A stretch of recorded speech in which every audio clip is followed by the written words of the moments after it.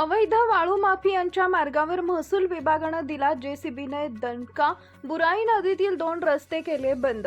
तक्रारीची दखल घेत महसूल विभाग ॲक्शन मोडमध्ये. बुराई नदीतील वाळू वाहतुकीचे प्रमुख मार्ग केले बंद.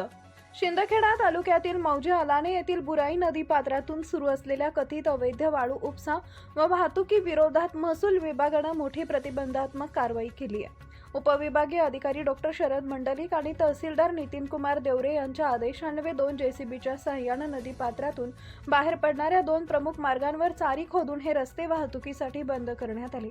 गेल्या काही दिवसांपासून बुराई नदी पात्रातील अवैध वाळू उपसा आणि वाहतुकीबाबत प्रशासनाकडे विविध स्तरांवर तक्रारी प्राप्त होत होत्या. या तक्रारींची दखल घेत महसूल विभागाने तातडीनं घटनास्थळी धाव घेत प्रतिबंधात्मक कारवाई केली.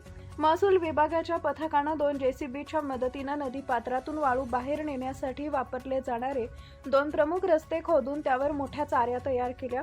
त्यामुळे त्या मार्गावरून होणारी अवैध वाळू रोखण्याचा प्रशासनाचा प्रयत्न आहे. या कारवाईत मंडळ अधिकारी मीना पवार, ग्राम महसूल अधिकारी प्रतिज्ञा लोहार अलाणे, प्रतीक कुलकर्णी चिमठाणे, सुदर्शन रोकडे हातनूर आणि महेश पाटील मुडावद यांनी सहभाग घेतला. महसूल विभागाच्या या कारवाईमुळे बुराई नदी पात्रातून होणाऱ्या अवैध वाळू वाहतुकीवर काही प्रमाणात नियंत्रण येण्याची अपेक्षा व्यक्त केली जाते.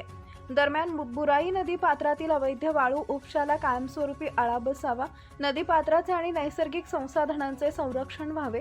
प्रशासनाकडून यापुढेही नियमबाह्य वाळू उपसा आणि अवैध वाहतूक करणाऱ्यांविरोधात कठोर कारवाई करण्याचे संकेत देण्यात आले आहेत.